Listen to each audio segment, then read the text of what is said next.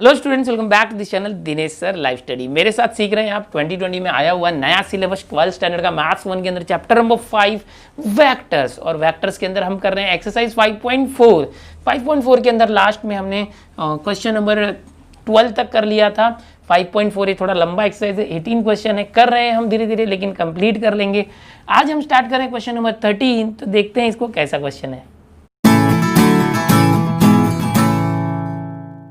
Question number 13 जो है क्या कहता है, A bar cross I cap plus 2a bar minus 5j cap is equal to 0 and find A bar. इसको देख के आपको ये लग रहा है कि यहाँ तो आई कैप और जे कैप जो है ये यूनिट वेक्टर्स है, बट ए बार तो ये वेक्टर है।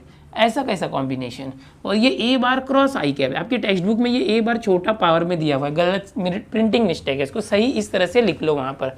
ठीक है, कैसे करेंगे देखो, आप जो फाइंड करना है ना ए बार, इसको एज्यूम कर लो, let A bar is equal to X I plus Y J plus Z K. I जे के फॉर्म में एक वेक्टर एज्यूम कर लो, और क्या करो कि यहाँ पर ए बार की जगह रख दो, ए बार जहाँ भी है x i cap plus Y j cap plus Z k cap, और क्रॉस आई कैप प्लस 2, यहाँ भी ए बार है उसकी जगह ये रख दो, x i cap plus Y j cap plus Z k cap, फिर minus 5j cap is equal to 0। क्या किया मैंने, जहाँ भी ए बार था उसकी जगह पर x I plus Y J plus Z के रख दिया।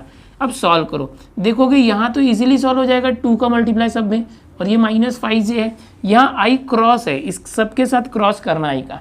क्रॉस कैसे करते हैं, डिटर्मिनेंट से करते हैं, कोई भी दो वेक्टर है तो उसका डिटर्मिनेंट से क्रॉस करते हैं, बट यहाँ वेक्टर में सिर्फ आई है, इसको डायरेक्ट भी मल्टीप्लाई कर सकते हो। बट क्या रूल था याद करो, अगर डॉट प्रोडक्ट होता था तो आई डॉट आई 1 होता था, और आई और जे अलग अलग होगा तो 0 लेते थे डॉट प्रोडक्ट में, याद करो। और अगर क्रॉस प्रोडक्ट होता है आई क्रॉस आई तो 0 आता है, डॉट में सेम सेम होगा तो 1 आता है, बट क्रॉस में सेम सेम होगा तो 0 आता है। ओके, जे क्रॉस जे होगा तो 0 आएगा, याद करो ये ट्रिक। और अगर आई क्रॉस जे है या जे क्रॉस के है या जे क्रॉस आई है तो क्या होगा कैसे सिखाया था मैंने आपको, एक साइकिल बताया था, आई जे और के। ओके, ये एक साइकिल है, तो आई क्रॉस जे है तो के आएगा, जे क्रॉस के है तो आई आएगा। ओके, कैसे है देखो, ये साइकिल इस तरह से, आई क्रॉस जे के, जे क्रॉस के आई, ये क्लॉकवाइज। अगर एंटी क्लॉकवाइज जाते हैं, जे क्रॉस आई तो माइनस के, आई क्रॉस के माइनस जे, उल्टा जाओगे तो माइनस, सीधा जाओगे तो प्लस।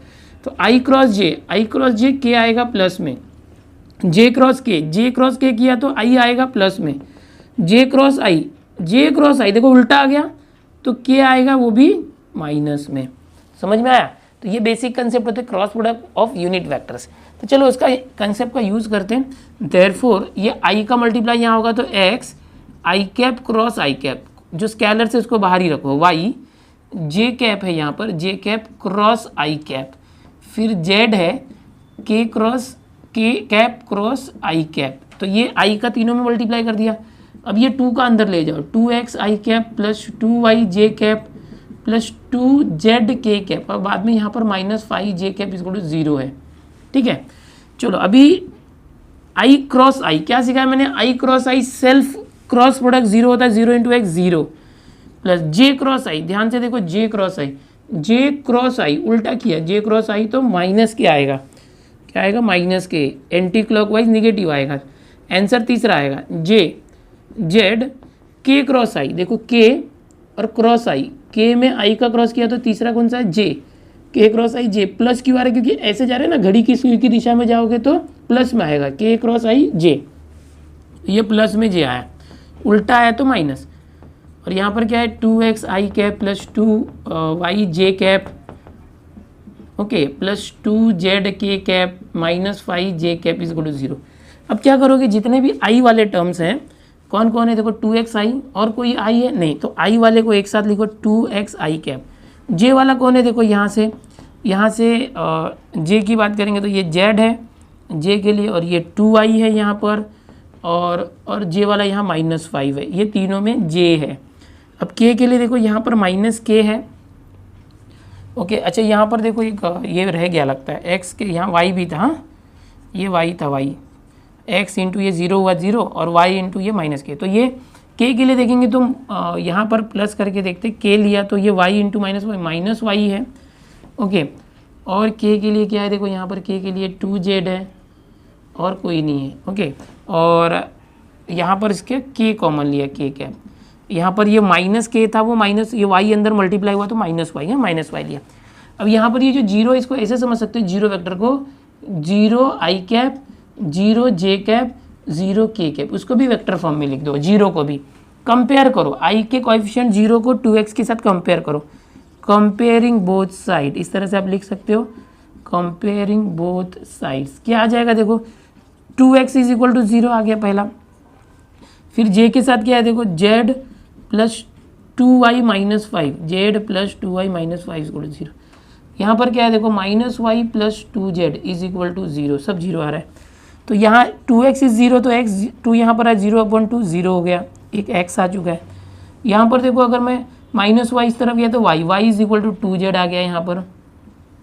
ओके, अब इस y को यहाँ पर रखो z प्लस 2, y की जगह पर 2z रखना तो क्या आ जाएगा देखो, z 2 to the 4z, 4z plus 1z 5z, और ये माइनस 5 इस तरह गया तो 5। सो z इज इक्वल टू 5/5 1 आ गया, z 1 आ गया। तो यहाँ से y क्या आया, 2 इंटू 1, y क्या आ गया, 2 1 ज़ा 2 आ गया। तो y 2 आया, z 1 आया और x 0 आया। क्या फाइंड करना था हमें, find a bar. So therefore a बार क्या आ जाएगा, a बार यहाँ से क्या लिया था, xi मतलब 0i प्लस y क्या है 2j प्लस z क्या आया 1, तो 1k को आप सिर्फ k लिखो, a बार इक्वल 0i हटा दो, सो आ गया 2j plus k cap, j के प्लस k कैप। तो ये आ गया आपका एक, ये निकालना था a बार और ये आ चुका है। यहाँ पर ये मैंने जो बताया था ये सब बेसिक्स था, हाँ ये बेसिक कंसेप्ट था, इसको कॉपी कर लो। अगला क्वेश्चन देखते हैं। अगला जो क्वेश्चन है क्वेश्चन नंबर 14। क्या दिया आपके टेक्स्ट बुक में, पहले क्वेश्चन पढ़ लो। यहाँ पर दिया a bar dot b bar mod is equal to a bar cross b bar mod, यानी डॉट प्रोडक्ट और क्रॉस प्रोडक्ट का मॉड है। और ये जो a bar dot b bar है लेस देन जीरो मतलब कि ये जो a बार और b बार का डॉट प्रोडक्ट है वो 0 से कम है, 0 से कम है मतलब निगेटिव है। a बार डॉट b बार क्या है, निगेटिव है। ओके, 0 से कम है मतलब। Find the angle between a bar and b bar. Suppose ये a बार है और ये b बार है, a bar and b bar, इसके बीच का एंगल थीटा फाइंड करना है सपोज।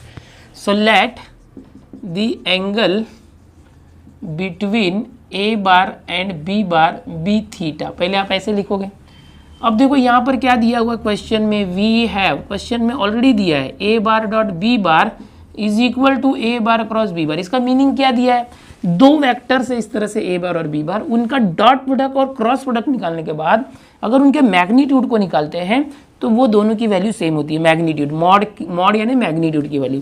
चलो सॉल्व करते। a बार डॉट b बार क्या होता था, याद है ना, a bar magnitude b bar magnitude और कॉस थीटा, याद आ रहा है। अगर ऐसे करेंगे तो क्या होता है, a बार डॉट b बार का ये फॉर्मूला होता है। और क्रॉस प्रोडक्ट का मैंने आपको क्या फॉर्मूला सिखाया है, a bar magnitude b bar magnitude और साइन थीटा। और यहाँ मैग्नीट्यूड देख रहे हैं इसलिए हम लोग को क्या नहीं आएगा, एन कैप नहीं आएगा यहाँ पर। इसको मॉड से बाहर लाओ, मॉड से बाहर लाओगे। देखो अब ये जो a बार होता है इसका मैग्नीट्यूड हम ऐसे लिखते हैं, a बार मैग्नीट्यूड, इसको सिर्फ a लिखोगे तो भी चलेगा, बट इसके ऊपर लाइन मत डालो, मैग्नीट्यूड है मतलब लाइन मत डालो। तो हम क्या करते हैं, यहाँ पर जो मैं दिखा रहा था आपको, ये मैग्नीट्यूड को सीधा ऐसे लिखो, बार भी मत दिखाओ मॉड भी मत दिखाओ, तो वो स्केलर ही हो गया। ओके, इस तरह से। अब ये मॉड से बाहर आएगा तो डॉट प्रोडक्ट क्या दिया है, देखो a dot b, a bar dot b और लेस देन 0 मतलब निगेटिव, तो ये आंसर निगेटिव आ जाएगा। क्यों निगेटिव आया, क्योंकि वो दिया है। क्रॉस प्रोडक्ट के बारे में कुछ नहीं दिया है, उसको ऐसे ही रहने दो। यहाँ पर लिख दो a bar dot b bar is less than 0। Okay, ये रीज़न आ गया। अब देखो यहाँ से ये साइन थीटा है, साइन थीटा यहीं रहने दो, ये कॉस थीटा इंटू यहाँ पर आया तो अपॉन कॉस थीटा हो गया।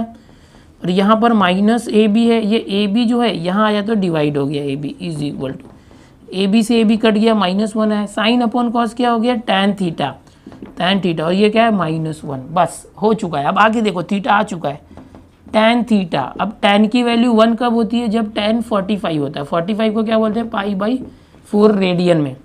टैन निगेटिव कब होता है, याद करो, ऑल स्टूडेंट टेक कॉफ़ी। 10 यहाँ थर्ड में पॉजिटिव होता है, फर्स्ट में तो सब पॉजिटिव थे, सेकेंड में और फोर्थ में 10 नेगेटिव होता है, तो हम सेकेंड की बात करेंगे। पाई माइनस, सेकेंड क्वाड्रेंट में 10 क्या होगा, निगेटिव होगा, तो पाई माइनस लेना पड़ेगा। तो ये कैसे आ जाएगा, tan theta is equal to, minus हटाने के लिए हम क्या करते हैं, tan इस π/4 को करते पाई माइनस π/4। तो होगा क्या, पाई को हटाएंगे तो tan का tan रह जाएगा और ये π/4 आ गया और माइनस आ जाएगा, बिकॉज ये सेकेंड क्वाड्रेंट में बिलोंग करता है, ये पाई है। सो फाइनली इसके आगे हम कंटिन्यू करते हैं। tan theta is equal to, tan theta is equal to tan, इसका क्रॉस मल्टीप्लाई करो, 4 इंटू पाई, 4 पाई माइनस 1 पाई, 3 π/4 ये आ चुका है। अब कंपेयर कर लो, थीटा इज इक्वल टू 3 π/4 आ गया, ये आ गया आपका फाइनल आंसर। हमें क्या फाइंड करना था, ए बार और बी बार के बीच में एंगल फाइंड करना था। हमने क्या किया, ए बार और बी बार के बीच के एंगल को थीटा मान लिया, थीटा आ गया। लास्ट में एक लाइन आपको खुद से लिखना है, therefore angle between a bar and b bar is 3 π/4। यह रेडियन भी लिख के दिखाओ, हाँ रेडियन है। तो ये हो गया क्वेश्चन नंबर 14। यहाँ का जो ये सब पार्ट था ये रफ वर्क था, समझने के लिए था, मेन इतना सोल्यूशन, इसको कॉपी कर लो। अगला देखते हैं। अगला जो क्वेश्चन है क्वेश्चन नंबर 15th क्वेश्चन है, बाय यूजिंग वेक्टर मेथड का यूज करके प्रूफ करो कि साइन अल्फा प्लस बीटा ये फॉर्मूला आपने ट्रिगो में पढ़ा होगा। तो यहाँ पर ये प्रूफ है एक ट्रिगो के फॉर्मूले का, बट बोलता है कि वेक्टर का यूज करके बताओ कि ये फॉर्मूला प्रूफ कर सकते हो। तो आओ चलो हम लोग वेक्टर ज्योमेट्री का यूज करते हैं। यहाँ पर देखो सिर्फ अल्फा और बीटा दिया हुआ है, तो हम क्या करते हैं, इस तरह से एक एक्स और वाई एक्सिस कंसीडर कर लेते हैं, जेड एक्सिस करने की जरूरत नहीं है, दो ही एंगल है इसलिए।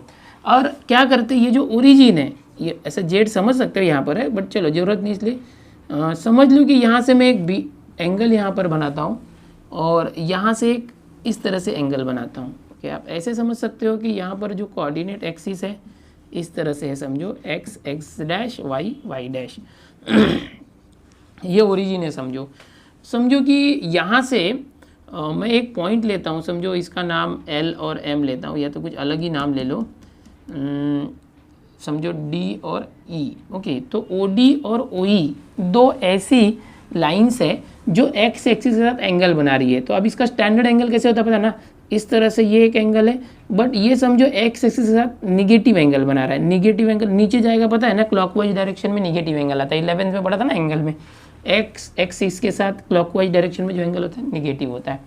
सपोज ये एंगल अल्फा है जो ओ ई बना रहा है और ओ डी जो एंगल बना रहा है वो बीटा है। अब ये पॉजिटिव रहेगा बिकॉज एंटी क्लॉकवाइज में तो प्लस रहेगा, और ये निगेटिव है तो माइनस रहेगा, क्लॉकवाइज डायरेक्शन है तो माइनस रहेगा। अल्फा बीटा क्यों, क्योंकि हमें अल्फा बीटा टर्म लाना है, तो हमने दो एंगल कंसिडर किए। अब समझो यहाँ से ना 1 यूनिट के डिस्टेंस पर एक पॉइंट लेता हूँ ए और यहाँ पर एक पॉइंट लेता हूँ बी। ये दोनों जो पॉइंट है ना उसका डिस्टेंस कितना है, let o a is equal to o b is equal to 1। ये जो ओ ए और ओ बी का डिस्टेंस है 1 यूनिट है। ओके, ऐसा प्रूफ करने के लिए हम कंसिडर कर रहे हैं, मान लिया इतना है। अब क्या करेंगे, यहाँ से ये जो पॉइंट है इस पॉइंट के कोऑर्डिनेट निकालते हैं इस तरह से। कोऑर्डिनेट कैसे निकालेंगे वो देखो, ये जो पॉइंट बी है इसके कोऑर्डिनेट निकालते हैं। अब देखो कभी भी याद करो इस तरह से जब कोई होता है, सपोज यहाँ पर एक पॉइंट है ए, तो इस ए का कोऑर्डिनेट कैसे निकालते हो आप, यहाँ से परपेंडिकुलर डालते हो, समझो 1 2 3, यहाँ से 1 और ये 2 है समझो, तो आप ऐसे करते हो। तो इसका कोऑर्डिनेट कैसे आता है, ये 3 और यहाँ से 2, यानी पहले एक्स पर देखते हैं 3 और फिर इस वाई एक्सिस पर देखेंगे 2, है ना। तो वैसे इसका कोऑर्डिनेट निकालें, बट यहाँ पर तो कुछ पता ही नहीं है और यहाँ पर कुछ पता ही नहीं है, तो हम क्या करते हैं, यहाँ से परपेंडिकुलर ड्रॉ कर लेते हैं ऐसे। अब ये डिस्टेंस फाइंड करो। देखो ये जो बीटा है, अगर इस बीटा का साइन करते, साइन बीटा, इसको नाम दे देते, सपोज मैं नाम देता हूँ पी, पी नहीं दिया था ना, ठीक है चलो पी, इसका नाम देते हैं पी। तो ये जो यहाँ ओ ए पी है, ये ट्राइंगल है, यहाँ से साइन बीटा करेंगे तो क्या आएगा, ये 90 डिग्री है समझो। साइन बीटा क्या आएगा, अपोजिट अपॉन हाइपो, तो ये क्या आ जाएगा, ए पी अपॉन हाइपो क्या आएगा, ए ओ। ओके, ए ओ या तो ओ ए लिखो इसको, ओ ए। तो ए पी क्या आ गया, यहाँ से ओ ए यहाँ पर आया, तो ये जो ए पी था ये क्या आ गया, ओ ए यहाँ पर आया, तो ओ ए साइन बीटा, समझ में आया। ये जो ए पी है ये डिस्टेंस क्या आ गया, ओ ए साइन बीटा, ये आ गया, समझ में आ रहा है। और अगर मुझे ये वाला डिस्टेंस निकालना है तो मैं कैसे निकालूंगा, ये वाला डिस्टेंस, तो मैं इस बीटा का क्या करूँगा, ये डिस्टेंस निकालने के लिए एक्चुअल में मैं ये डिस्टेंस निकालूंगा, मतलब ये डिस्टेंस। तो इसके लिए क्या करते हैं, ये क्या है एडजेसेंट साइड, बीटा का एडजेसेंट साइड। तो मैं कॉस बीटा लेता हूँ। कॉस बीटा क्या आता है, adjacent side OP upon OA। तो क्या आ जाएगा, ये OA यहाँ पर आया तो OP एक मिनट, हाँ, OP अपॉन OA। तो OP क्या आ जाएगा, OP is equal to cos beta upon OA। अरे एक मिनट, हाँ, OP इज इक्वल टू, ये OA यहाँ पर आया तो OA इंटू कॉस बीटा, ये आ गया। अब देखो, हाँ, ये क्या आ गया, OA कॉस बीटा आया। ये क्या है, ये वाला डिस्टेंस, ये और ये दोनों सेम है, इन दोनों डिस्टेंस कितना है OA कॉस बीटा, और ये कितना है OA साइन बीटा। तो एक्चुअल में ये क्या आ जाएगा, ये वाले जो पॉइंट है वो क्या आ जाएंगे, इसका ये जो डिस्टेंस है x होगा, x कितना है OA कॉस बीटा, और ये जो डिस्टेंस है ये y है, that is OA sign beta. क्या किया मैंने आपको बताया कि ये कोऑर्डिनेट कैसे आ रहा है। ठीक इसी तरह से यहाँ पर जब ये B पॉइंट फाइंड करोगे तो ये वाला ट्राइंगल लोगे, ये 90 डिग्री है। यहाँ पर साइन अल्फा करोगे, साइन ऑफ माइनस अल्फा, देखो इसी तरह से साइन ऑफ माइनस अल्फा, तो क्या आ जाएगा साइन माइनस अल्फा अपोजिट यानी PB या BP अपॉन हाइपो, हाइपो क्या है OB। तो BP क्या आ जाएगा, BP is equal to OB, यहाँ पर आए तो OB, और ये साइन है ना, तो ये साइन माइनस अल्फा का देखो माइनस से बाहर आ जाएगा, ये आ गया, ओके। और अगर इसका कॉस करते हैं, कॉस माइनस अल्फा, इसका ही कॉस, तो कॉस क्या आएगा adjacent OP upon hypo OB। तो ये भी क्या आ जाएगा, OP is equal to OB यहाँ पर आ गया इंटू OB इंटू कॉस। देखो कॉस क्या करता है, माइनस को खा जाता है, तो ये OP आ गया और ये BP आ गया, ये आ चुका है। अब ये जो पॉइंट आया एक्चुअल में देखो OA क्या था, OA की वैल्यू कितनी लिया था 1, और OB की वैल्यू भी 1। तो ये जो OA है 1 है, तो 1 इंटू कॉस बीटा वही आ गया, OA 1 है तो ये आ गया, समझे। OA की वैल्यू क्या थी 1, तो 1 इंटू कॉस बीटा, यहाँ पर ये लिख सकते हो, जहाँ भी OA है उधर 1 है समझो, तो ये आ गया। अब वैसे ही यहाँ पर ये BP क्या है OB भी 1 है माइनस, तो ये देखो, हाँ ये क्या है BP कहाँ है, ये रहा, तो यह है माइनस साइन अल्फा, और OP कहाँ है, देखो ये ऐसे समझ सकते हो, ये कितना आया, ये भी OB 1 है, तो ये क्या आ गया OB is equal to cos alpha, ये OB को 1 समझो, तो OP क्या आ गया कॉस अल्फ़ा। ध्यान से देखना, ये पॉइंट क्या आ जाएगा, यहाँ से ये वाला जो डिस्टेंस है वो कितना है कॉस अल्फ़ा, कॉमा ये जो y डिस्टेंस है वो क्या है, ये y distance minus sine alpha. अब आप बोलोगे यहाँ तो पहले लिखे थे OA वगैरह, उसकी लेंथ 1 थी ना, हमने उसको हटा दिया, 1 इंटू एवरीथिंग 1, तो ये हो गया। अभी मुझे क्या मिल गया, अभी तक मैं क्या कर रहा था, मैं आपको समझा रहा था कि ये जो पॉइंट है कितना आया। देखो ये समझाने के बाद एकदम ध्यान से देखो, हाँ सब हटा देते हैं यहाँ से, सब जो है हटा देते, एक मिनट इसको छोटा लिखते हैं, बीटा माइनस अल्फ़ा, ओके। तो ये पॉइंट क्या है, देखो ये सब हटा दो। पहला पॉइंट ये क्या आया, पॉइंट A के लिए हमने निकाला था, कहाँ गया यार, AP, ये जो AP था, AP मतलब y, कितना आया था sign beta, y sign beta आया, ओके। और यहाँ पर क्या आया था OA, AP y है, AP आया था, फिर OP आया था, ये OP यानी x था, कितना आया था OA मतलब 1 कॉस बीटा। चलो ये कॉस बीटा साइन बीटा आया था, और ये कॉस अल्फा माइनस, मतलब एक्चुअल में हम लोग को ये 2 पॉइंट चाहिए था। सो A कितना आ गया, देखो कॉस बीटा साइन बीटा, ये A आ गया, और B क्या आ गया पॉइंट, कॉस अल्फ़ा और माइनस साइन अल्फ़ा। आप सोच रहे हो कि इसका फ़ायदा क्या, इसका फ़ायदा क्या, ध्यान से देखो, इसका फ़ायदा हम क्या करेंगे। अभी देखो ये ओरिजिन है, ओरिजिन से OA जो होता है ना यूनिट वेक्टर होता है, OA जो होता है यूनिट। अगर मुझे OA जो है ना, ये OA का पोजीशन वेक्टर A बार होता है। सो OA बार अगर निकालना है तो यहाँ पर क्या आ जाएगा, याद है ना, A का पोजीशन वेक्टर OA बार, इसको हम ऐसे A बार भी समझ सकते हैं। इसमें क्या करेंगे, को x वाले के साथ हम देते हैं i कैप, फिर प्लस y वाले के साथ देते हैं j कैप, और अगर k कैप भी चाहिए तो यहाँ तो है ही नहीं, तो 0 k कैप। और ये b के लिए लेना है तो OB बार, इसका पोजीशन वेक्टर B बार समझो, ये A और B है ना, OA और OB, तो क्या आ जाएगा OB बार। तो ये कॉस अल्फ़ा है, इसके साथ दिया i, फिर माइनस साइन अल्फ़ा है ये j, क्योंकि ये x कोऑर्डिनेट होता है पहले, बाद में y कोऑर्डिनेट होता है, और यहाँ z कोऑर्डिनेट नहीं है इसलिए ये। अब इन दोनों का क्रॉस प्रोडक्ट करो, OA बार क्रॉस OB बार, ओके, क्रॉस प्रोडक्ट कैसे करोगे पता है ना, आई जे के। देन इसके बाद ये जो दोनों वेक्टर है ओ ए का देखो कॉस बीटा, फिर साइन बीटा, अरे एक मिनट, इधर बीटा के साथ जे कैप है, फिर के कैप का 0, फिर देखो ओ बी का cos alpha minus sine alpha, और यहाँ पर क्या है 0, इस तरह से।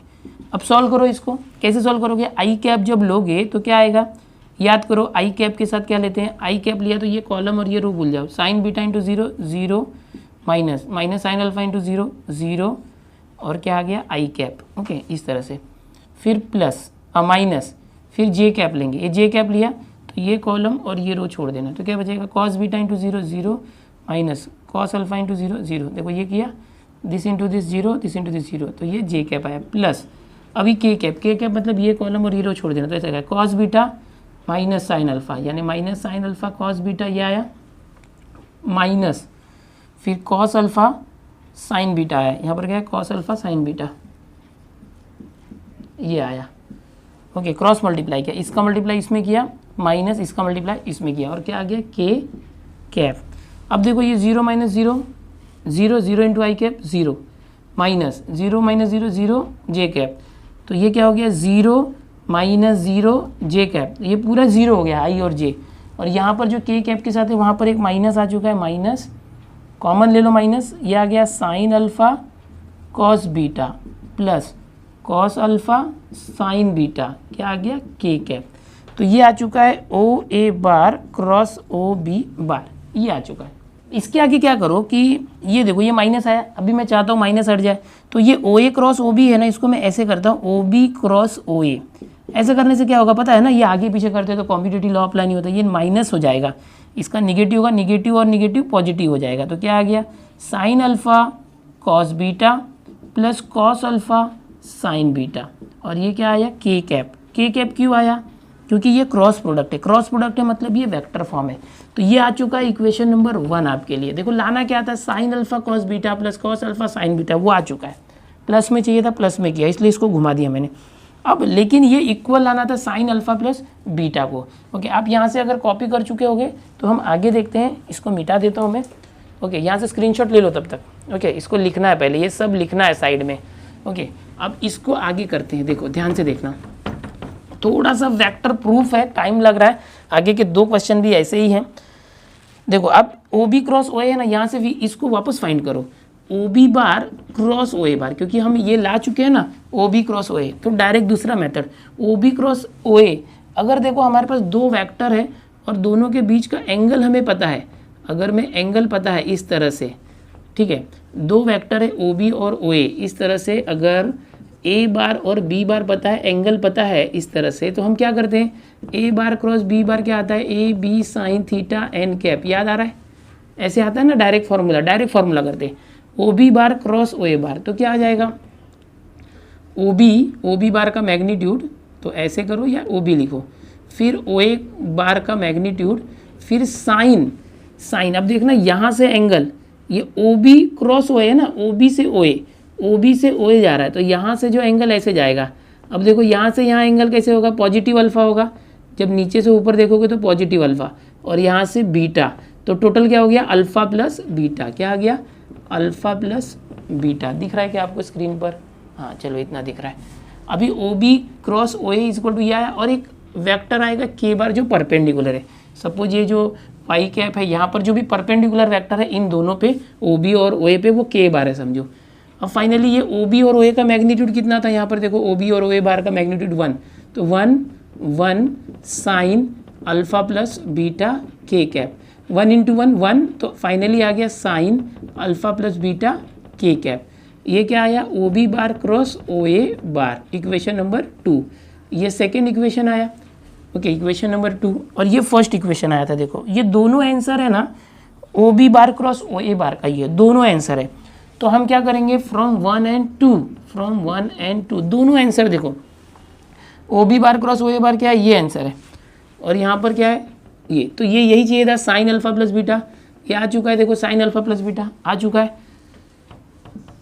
तो अब यहाँ पर फ्रॉम 1 एंड 2 में यहाँ लिखता हूँ एक साथ, यहाँ इसके बाद कि ओ बी क्रॉस ओ ए का जो आंसर है वो क्या है, साइन अल्फा प्लस बीटा के cap is equal to, this is equal to ये sine alpha cos beta, sine alpha cos beta plus cos alpha sine beta और के कैप। ओके, अब ये के कैप क्या है, थर्ड वेक्टर, परपेंडिकुलर वेक्टर है। अब दोनों का के कैप का कोएफिशिएंट कंपेयर कर लो तो हो गया sine alpha plus beta is equal to sine alpha cos beta plus cos alpha sine beta. के कैप को हटा दो, कंपेयर किया मतलब उसके कोएफिशिएंट। अब आप सोच रहे हो कि इतना लंबा चौड़ा क्यों बता रहे हो इतना डिटेल में, अरे ये प्रूफ होता है ना, ये फॉर्मूला है, फॉर्मूले का प्रूफ है। अब ये सब क्यों बताया, मैंने खुद से कंसिडर किया अल्फा बीटा क्या है वगैरह, तो ऐसे क्वेश्चन में ऐसे ही करना पड़ता है। तो यहाँ पर मैंने क्या किया, दो वेक्टर ले लिया ओ ए और ओ बी, उनका क्रॉस प्रोडक्ट मैंने पहले डिटर्मिनेंट मेथड से फाइंड किया, फिर उनका क्रॉस प्रोडक्ट डायरेक्ट जो फॉर्मूला मेथड है उससे फाइंड किया। दो बार दो तरीके से किया, दोनों को कंपेयर करके ये फॉर्मूला ला दिया। यहाँ पर अल्फा बीटा एंगल से तो मैंने अल्फा बीटा एक को निगेटिव साइड में रखा, एक को पॉजिटिव साइड में रखा।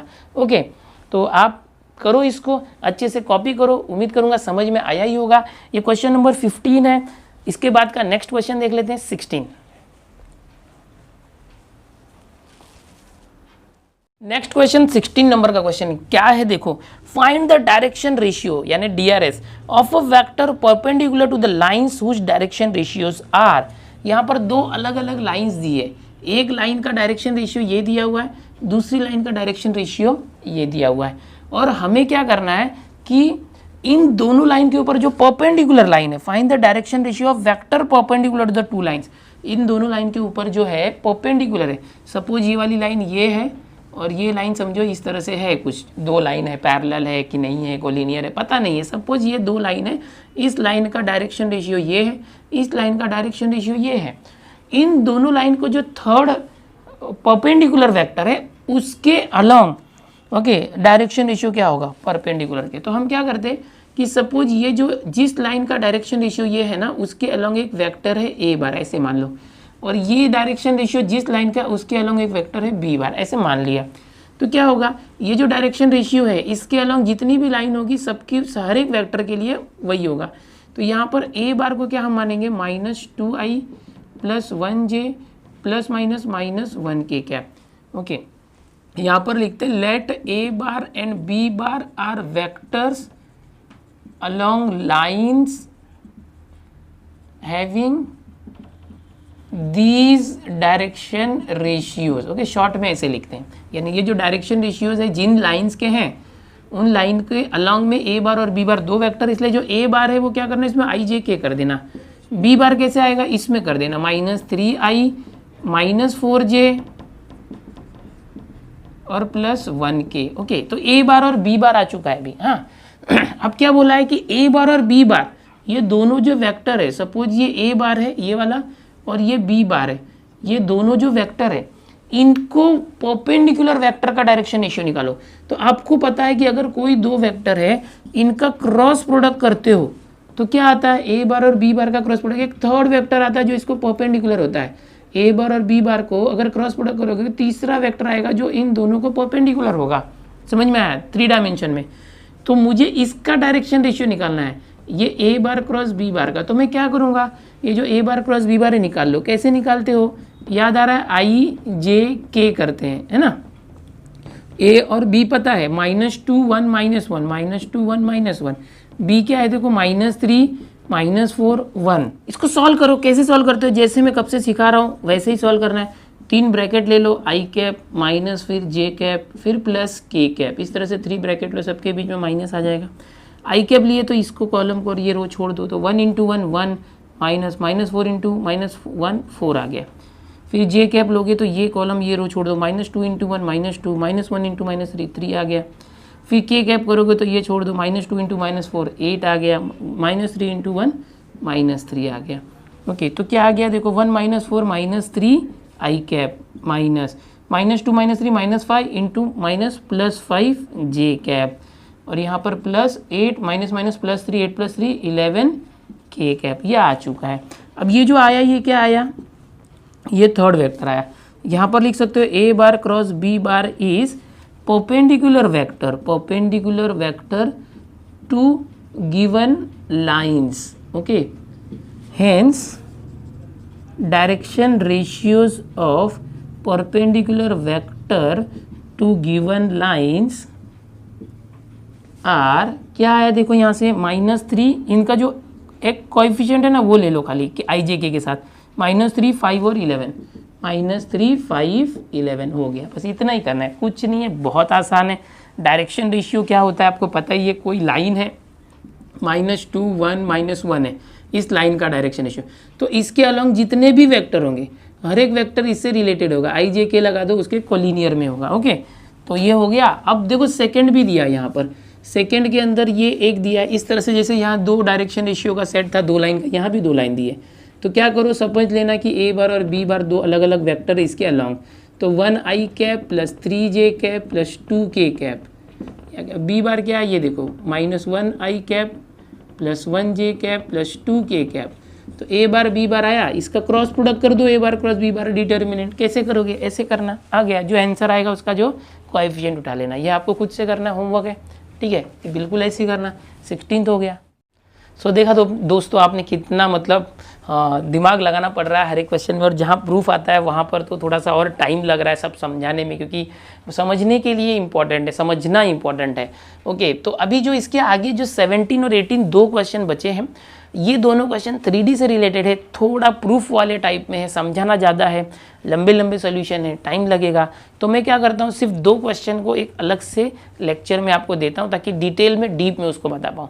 क्वांटिटी इंपॉर्टेंट नहीं है, क्वालिटी इंपॉर्टेंट है। क्वांटिटी बोला जाए तो मैंने अप्रॉक्स पूरा सिलेबस कवर कर लिया है, छोटे छोटे चैप्टर बचे हैं वो अभी फटाफट हो जाएंगे। हाँ, ये चैप्टर थोड़ा सा कन्फ्यूजिंग लगता है बच्चों को, तो मैं फटाफट उड़ाना नहीं चाहता, डिटेल में बताना चाहता हूँ। तो नेक्स्ट लेक्चर में आपको मैं स्पेशली ये 2 क्वेश्चन बहुत अच्छे से समझा के देने वाला हूँ, 17 और 18, बिकॉज उसका सोल्यूशन थोड़ा लेंथी और 3D से रिलेटेड है, तो समझना बहुत जरूरी है, ठीक है। तो अब हमारा 5.4 जो है खत्म ही हो गया, सिर्फ 2 क्वेश्चन बचा, नेक्स्ट लेक्चर में देता हूँ। और उसके बाद 5.5 में से आधा कंसेप्ट निकल गया है वेक्टर ट्रिपल प्रोडक्ट का, स्केलर ट्रिपल प्रोडक्ट है, बट मैं सब पढ़ाऊंगा, टेंशन मत लो। एक बार ये वेक्टर खत्म हो जाए फिर तो देखो 2-2, 3-3 दिन में एक चैप्टर खत्म होंगे। चलो मिलते हैं नेक्स्ट लेक्चर में।